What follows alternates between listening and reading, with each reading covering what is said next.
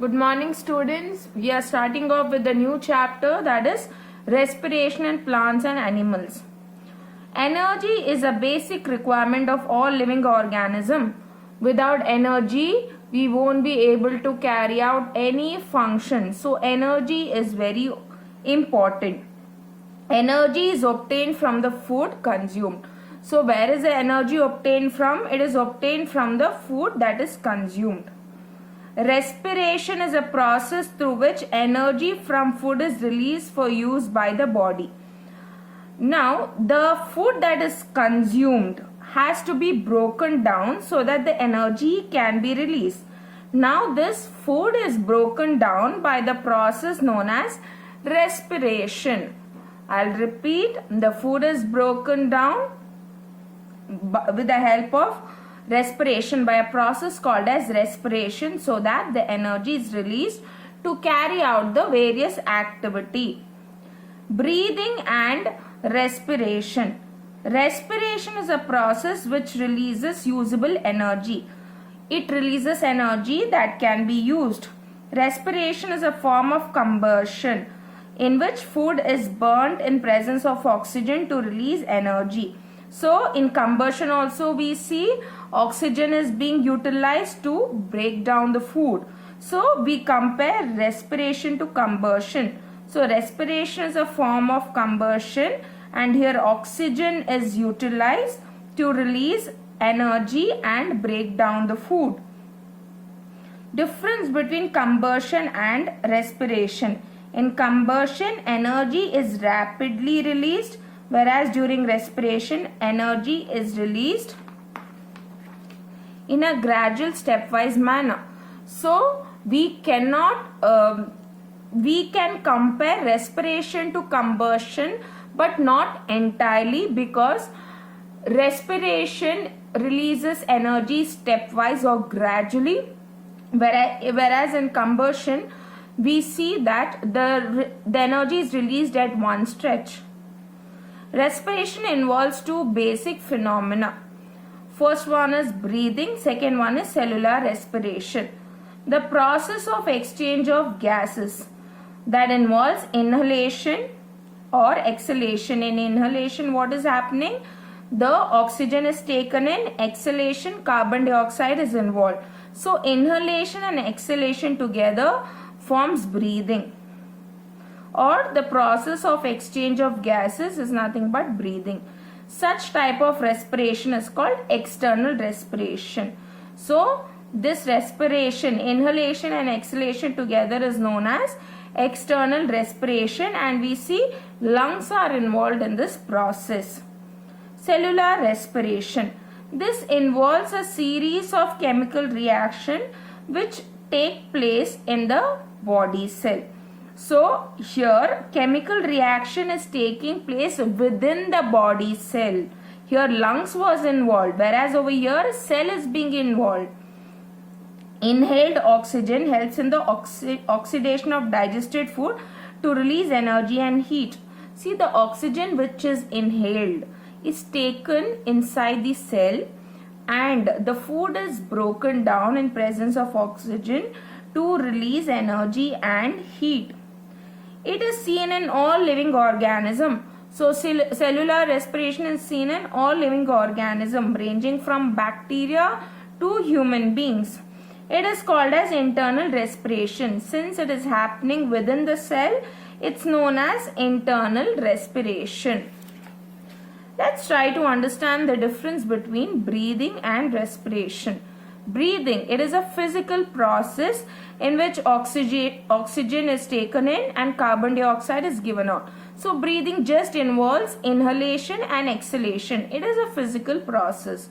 Respiration, it's a biochemical process in which glucose from food is oxidized to carbon dioxide and water.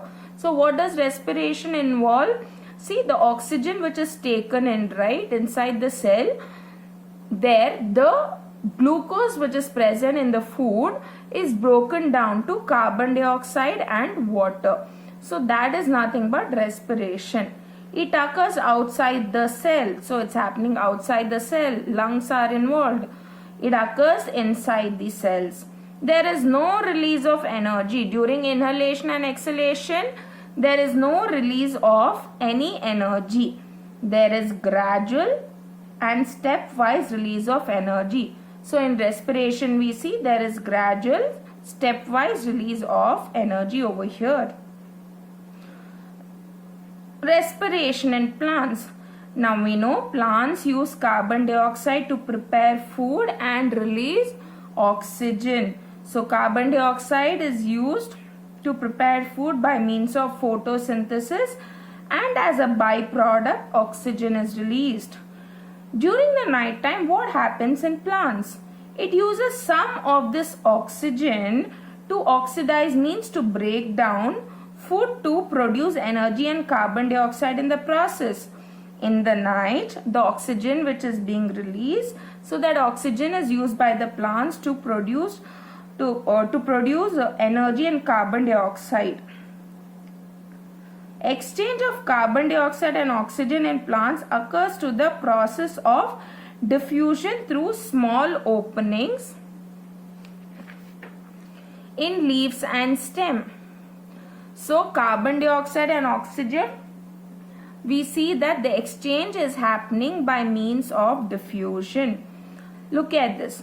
Diffusion, I will explain to you what exactly it is. Now, diffusion is a movement of gas molecule from a region of higher concentration to a region of lower concentration. Now, what do I mean by this? Can you look at the A section? There are more number of gas molecules. If there are more number of gas molecules, what is happening? It is moving from a region of higher concentration where there is more number of molecules to a region where there is less number of molecule. Same way it's happening in plants. There is lot of carbon dioxide molecule outside, that is in the environment. So what is happening within the plant? The carbon dioxide is less. So wherever there is more carbon dioxide concentration, from there it is moving to a region of a lower concentration. So this is the environment. In case of carbon dioxide, if you are talking about the movement of carbon dioxide molecule, so this is the environment and this is a plant. So an environment has more concentration, whereas within the plant there is less concentration. So the movement will happen from the environment to the plant. Oxygen also, during the process of photosynthesis, the concentration of carbon dioxide will be more. So what happens? Then it will move from inside to outside, because outside the oxygen concentration is less, whereas the inside it is more. So oxygen, we see it moves from inside to outside.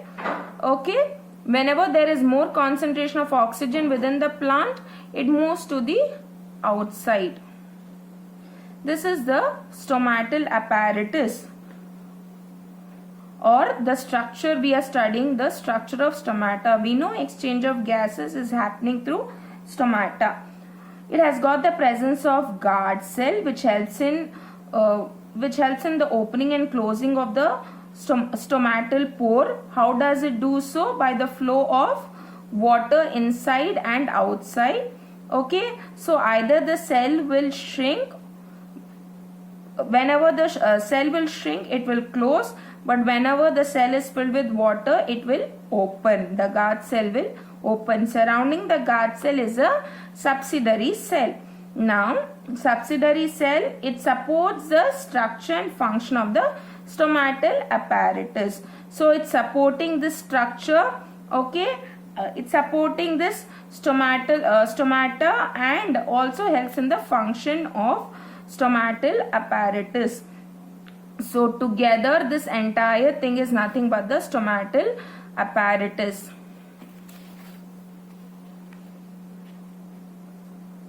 Now the exchange of gases is happening place through stem also by means of lenticels. Lenticels are tiny structure or tiny pores on the stem by means of which exchange of gases can happen. Now respiration and roots. We will study respiration in roots. Now soil particles have surrounding them they have got air. which has got the presence of oxygen. So that enters the root cells, and we see root respiration is taking place by means of that. Soil particle is surrounded by air, and the air has got the presence of oxygen. So the root cells take in and the respiration is happening. If a plant is overwatered, what happens? The root cells cannot get air and are not able to breathe. That's why we are not supposed to overwater the plants, because the root cells cannot get air and they won't be able to breathe.